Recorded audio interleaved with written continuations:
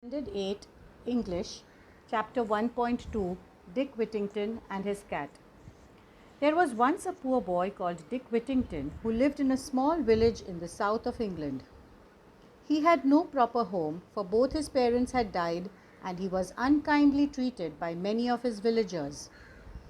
One day, Dick overheard someone say that the streets of London were paved with gold, and he decided that he would go there at once and pick his fortune up in gold pieces from the streets, for he thought people might treat him more kindly if he were rich.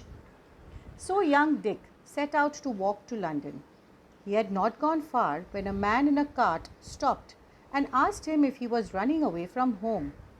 "I have no home," said Dick answered. "I am on my way to London to find my fortune." "I am going to London myself," said the carter. "Jump up here beside me and we will journey together."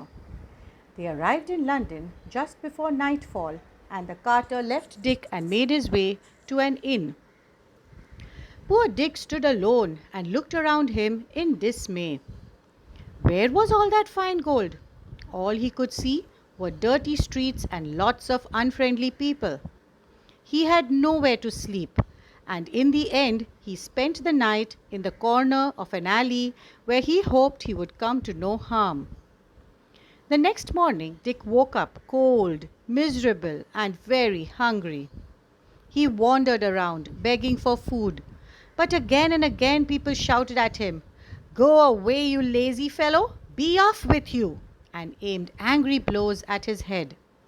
At last he collapsed in the street and lay there too weak to look further for food. By chance, Dick had fallen in front of a house belonging to a rich merchant called Mr. Fitzwarren. The cook was trying to drive Dick away when Mr. Fitzwarren returned home from inspecting his ships. He stopped and said to Dick, "Why don't you work if you need food?" "I would work," said Dick, "but I know nobody who will give me anything to do."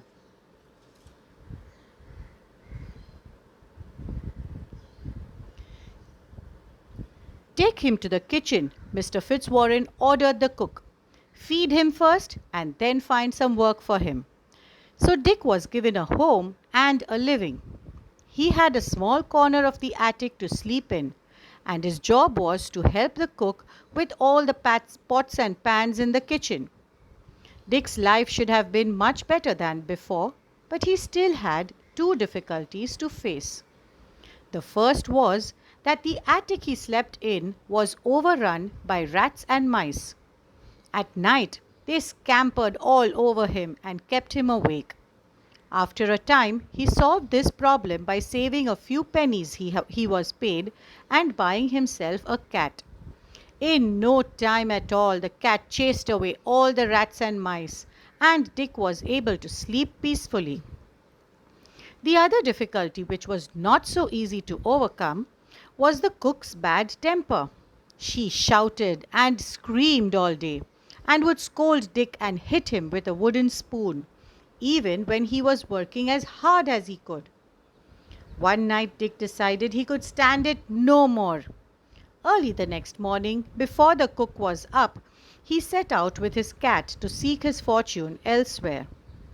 The two of them walked as far as Holloway on their way out of London.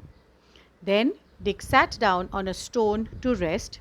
It was the 1st of November, All Saints' Day, and the church bells were ringing. As Dick sat and listened, it seemed they were ringing out a message for him.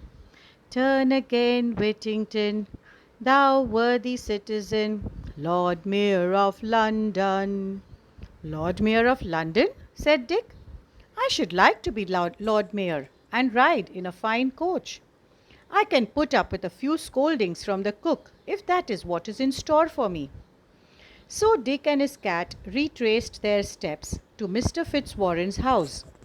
Luckily, they were able to slip back before they had been missed.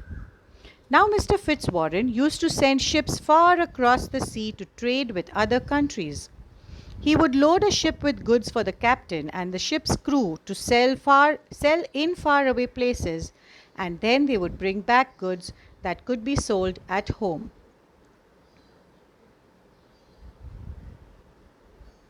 One day, he called his household together. I am sending a ship to the African coast to trade, he said. Would any of you like to send something of yours on it? You can then share in the profits if the voyage is successful. Everyone produced something except for Dick, who had nothing to offer. Have you nothing of your own, Dick? Asked Mr. Fitzwarren kindly. And Dick replied, Only my cat. Then let your cat go on the ship, said Mr. Fitzwarren. His daughter Alice said, Dick loves his cat. Let me put something in for him. But her father said, No, it must be his, not something belonging to someone else. So Dick fetched his cat and said good-bye to it sadly. The captain of the ship was delighted, for the cat was an excellent mouser, and so he had no trouble with rats and mice on his voyage. After some months, the ship arrived at a place on the African coast, Barbary, where people called the Moors lived. The captain sent a message to the king to say he had fine goods for sale, and he was invited to the palace to show them. While he was talking to the king and queen, some dishes of food were brought in. But almost immediately rats and mice ran up, and before the captain's eyes ate all the food. The captain was astonished and asked if this was what normally happened. Alas, yes, came the reply. The country is suffering from a plague of rats and mice, and we cannot rid of them. I think I may have the answer on my ship, said the captain, and he sent a message asking for Dick's cat to be brought to the palace. More food was laid out, and the rats and mice appeared as before. The cat immediately pounced, killing at least a dozen before they scattered. Everyone was delighted, and the queen asked, What do you call this animal? Puss is the name she answers to, said the captain. And when the queen called Puss, Puss, the cat went over to her and purred. The queen was a little alarmed at first, as she had seen how fiercely the cat had attacked the rats and mice. But the captain told her not to be anxious. Puss is very friendly with people, he said, and would soon rid your kingdom of rats. I would give great wealth to own this animal, said the queen. So the captain began bargaining, and it was agreed that the king would buy the whole cargo from Mr. Fitzwarren's ship to pay a fine price for it, and for the cat alone, the king paid 10 times the sum again.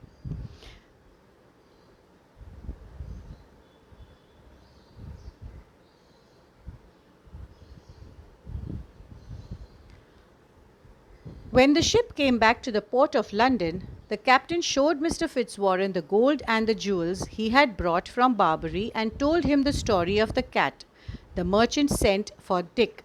From now on, Dick, he said, we should all call you Mr. Whittington, for you are a rich man. Mr. Fitzwarren then paid him all the money the captain had received for the cat. From this time on, Dick worked with Mr. Fitzwarren and became a successful merchant himself. He married Mr. Fitzwarren's daughter Alice, and 3 times he was elected Lord Mayor of London. He was also in time knighted by the king and became Sir Richard Whittington. He was not only famous, but he was popular too, for he always helped the poor with his money. Sometimes, when he was old, he would tell his grandchildren the story of his cat and how the bells of London had called him back when he was only a poor boy. Turn again, Whittington, thou worthy citizen, Lord Mayor of London. With that, we come to the end of this chapter, Dick Whittington. We shall discuss the question and answers in our next class. Thank you.